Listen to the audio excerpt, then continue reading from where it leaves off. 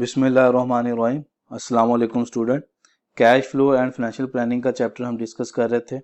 Table of content में देखें तो प्रीवियस वीडियोस के अंदर हम इंट्रोडक्शन ऑफ दिस चैप्टर, उसके बाद डेप्रिसिएशन क्या होती है, depreciable life and value and MACRS के मुताबिक हमने एग्जांपल्स की सॉल्व।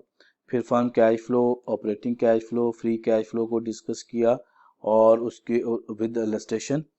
और उसके बाद हमने कैश बजट क्या होता है, क्यों प्रिपेयर किया जाता है और किस तरह प्रिपेयर किया जाता है वो किया विद एग्जांपल। और इस वीडियो के अंदर हम प्रो फॉर्मा इनकम स्टेटमेंट या बजटेड इनकम स्टेटमेंट को डिस्कस करेंगे। तो स्टार्ट करते हैं। तो सबसे पहले तो आपके पास आता है प्रो फॉर्मा प्लानिंग या प्रॉफिट क्या होता है। देखें, प्रॉफिट प्लानिंग के अंदर प्रो फॉर्मा स्टेटमेंट हमने कहा था सेकंड एलिमेंट इंपॉर्टेंट एलिमेंट होता है। फर्स्ट वन इज तो कैश बजट था, सेकंड हमारे पास प्रो फॉर्मा स्टेटमेंट्स। और प्रो फॉर्मा स्टेटमेंट में सबसे पहला जो चीज़ होती है that is called financial statement, जिसको हम इनकम स्टेटमेंट भी कह सकते हैं। कहता है income financial statements projected or forecast financial statements, income statement and balance sheet दो हैं। कहता है the input required to develop pro forma statement using the most common approach include financial statement from the proceeding year, जिसकी base के ऊपर आपने नहीं बनानी है। सेल फोरकास्ट, जिसकी बेस पे हम मोस्टली सेल फोरकास्ट करते हैं और उसकी बेस पे इनकम स्टेटमेंट बनाते हैं। की assumption about the number of factor, मतलब परचेज कैसा, रॉ मटेरियल क्या है, लेबर के रेट्स क्या है, लेबर के रूल्स एंड रेगुलेशन क्या है, तो उनको ध्यान में रखते हुए फिर हम इनकम स्टेटमेंट प्रिपेयर करते हैं। इनकम स्टेटमेंट के लिए मोस्टली ये तीन रेशियोज यूज की जाती हैं: cost of goods sold divide by sale, operating expense divide by sale, interest expense divide by sale. अब ये किस तरह यूज होती हैं वो हम उसको देखते हैं। जस्ट लाइक ये इनकम स्टेटमेंट दी हुई है 2012 की। सेल रेवेन्यू दे दिया उसने, दो प्रोडक्ट का एक्स और वाई का टोटल रेवेन्यू दे दिया। उसके बाद CGS का एलिमेंट दे दिया उसने, ग्रॉस प्रॉफिट आ गया, ऑपरेटिंग एक्सपेंस दे दिया और ये सारा डेटा। और वो कहता है कि 1500 आपके पास 2013 में क्या होगा। कहता है calculate the pro forma income statement using the percentage of sale method. Percentage of sale method में क्या होता है कि आप सेल जो फोरकास्ट की होती है, जस्ट लाइक 135,000 सेल है तो हम यहाँ पर सेल लिख लेंगे 135,000। अब नीचे जो बाकी हमने यहाँ पर CGS लेना है, यहाँ पर हमने लेबर लेनी है, यहाँ पर मटेरियल A लेना है, मटेरियल B लेना है। तो इसके लिए हम क्या करेंगे, लेबर को सेल पे डिवाइड करेंगे तो वो एक रेशियो बन जाएगी कि लेबर सेल का कितना परसेंट है।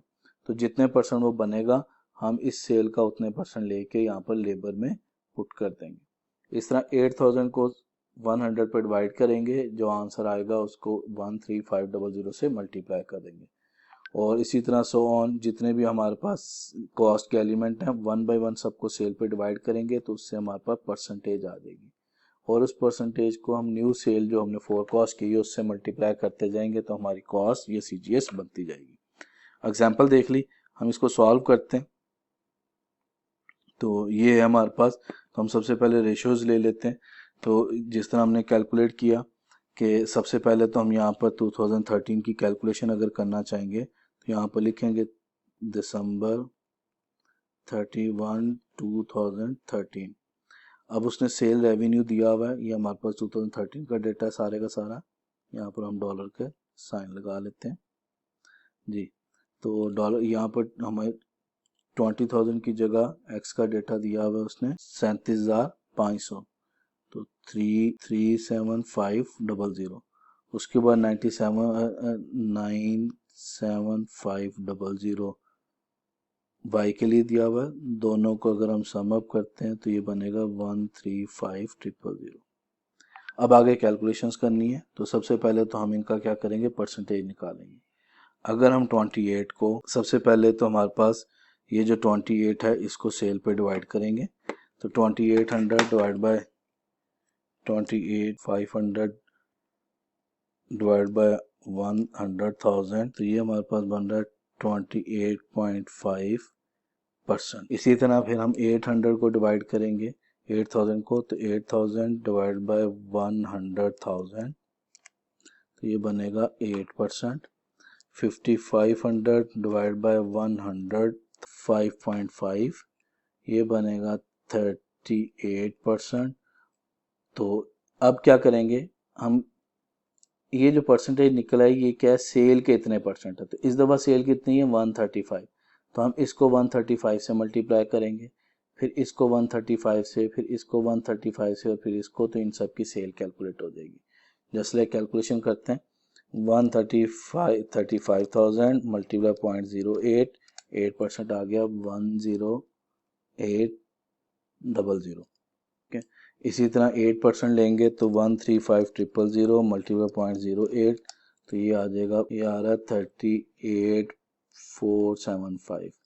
जब इसका 8% लेंगे तो 10800, 5.5%, 7425 और 51300।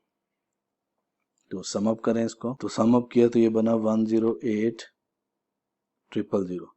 ठीक है, इसी तरह फिर हम ये टोटल कॉस्ट आ गई। जब हमने टोटल कॉस्ट को लेस किया 135 में से, तो 135 माइनस 108, तो हमारे पास प्रॉफिट, ग्रॉस प्रॉफिट आ गया 27,000। इसी तरह ऑपरेटिंग एक्सपेंस, तो ऑपरेटिंग एक्सपेंस का भी हम कैलकुलेट कर लेंगे कि ऑपरेटिंग एक्सपेंस जो है वो सेल के कितने परसेंट है।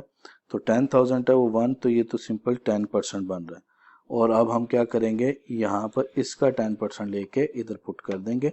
तो 10% लें 135,000 का, 135,000, तो इसका अगर हम 10% लेंगे तो ये आ जाएगा 13500।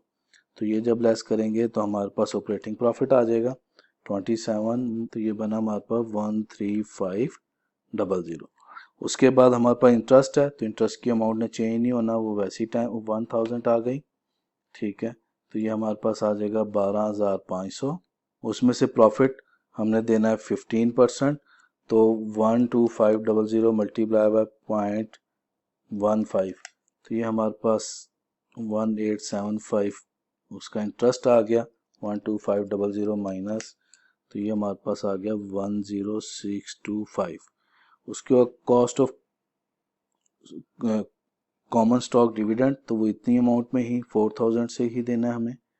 तो 4000 लेस करेंगे तो हमारे पास रिटेन अर्निंग बनेगी 6625। तो ये हमारे पास रिटेन अर्निंग आ गई है प्रो फार्मा नेक्स्ट पीरियड के लिए। एक्सपेक्टेड रिटेन अर्निंग कैलकुलेट कर ली, तो जो चीज़ें इधर बनी होंगी हम उसी को उधर कन्वर्ट कर देंगे।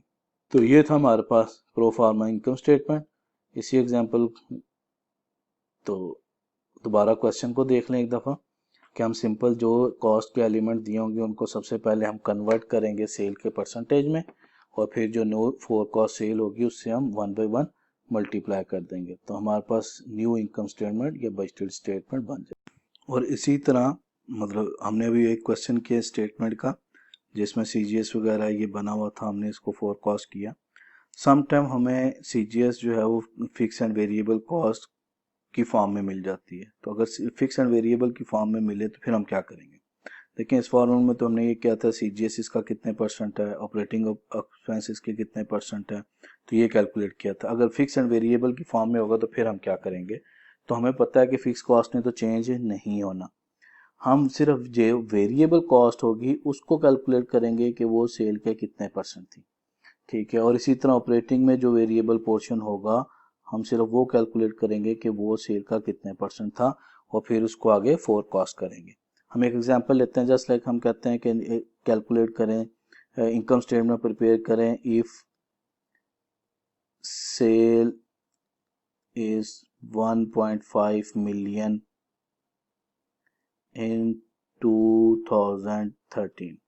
अब इसकी स्टेटमेंट अगर हम और वेरिएबल के स्टाइल से इसकी स्टेटमेंट बनाएं तो फिर हम क्या करेंगे, तो यहाँ पर सबसे पहले परसेंटेज निकालें। तो जब 700,000 को इस पे डिवाइड किया तो ये 50% ऑफ सेल हो गया, और 84,000 डिवाइडेड बाय 1400,000 इसको जब डिवाइड करेंगे तो ये ऑलमोस्ट बन रहा है 0.06 मीन 6%। तो ये 6% ऑफ सेल है।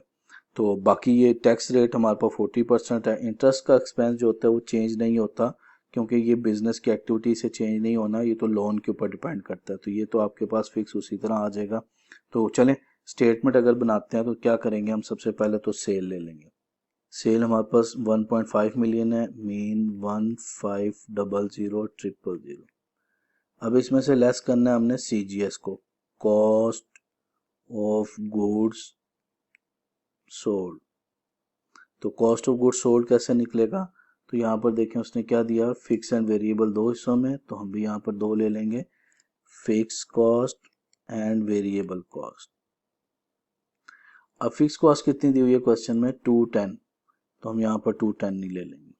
और वेरिएबल कॉस्ट निकली 50% ऑफ सेल, तो यहाँ पर हम ले लेंगे 50। तो सेल कितनी है 1.5 मिलियन, तो 1.5 मिलियन का 50% लें तो वो बन जाएगा हमारे पास 750 था। तो जब हम इन दोनों को लेस करेंगे तो हमारे पास क्या आ जाएगा, नीचे ग्रॉस प्रॉफिट आ जाएगा। कितना आएगा, इन दोनों को सम अप करके उसमें से लेस करेंगे तो 540,000 हमारे पास ग्रॉस प्रॉफिट आ गया। अब इस ग्रॉस प्रॉफिट में से हमने लेस करना है ऑपरेटिंग कॉस्ट या ऑपरेटिंग एक्सपेंस। अब वो भी क्वेश्चन में कितने किस्म के दिए हुए, दो, फिक्स दिया हुआ है और वेरिएबल। फिक्स है 36%, 36,000, वेरिएबल है 6% ऑफ सेल, तो यहाँ पर भी हम ले लेंगे फिक्स कॉस्ट, वो दिया हुआ है हमें 36,000 और वेरिएबल कॉस्ट 6% ऑफ सेल। अब ये सेल की अमाउंट है, इसका 6% लेंगे तो वो बनेगा, तो इस दोनों को लेस कर देंगे तो हमारे पास आ जाएगा ऑपरेटिंग प्रॉफिट, तो वो अमाउंट बनेगी 414,000।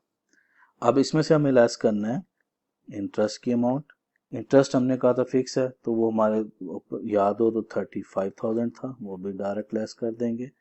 और 35,000 लेस करेंगे तो हमारे पास आ जाएगा net profit before and tax, ठीक है, ये प्रॉफिट बिफोर टैक्स PBT जिसको हम कहते हैं वो आ जाएगा। और वो वैल्यू कितनी बनेगी हमारे पास, लेस करें तो 379,000। अब इसमें से क्या लेस करना है हमें, टैक्स, और टैक्स एक्सपेंस कितना दिया 40%, तो इसका 40% लें तो वो बनेगा 151,000। तो उसको अगर हम लेस करते हैं तो यहाँ पर हमारे पास PAT बन जाएगा, प्रॉफिट आफ्टर टैक्स, और ये बनेगा 227,000। कैश डिविडेंड उसमें कोई चेंज नहीं आना, वो हमारा 70,000 था, उसी तरह 70,000 रहेगा।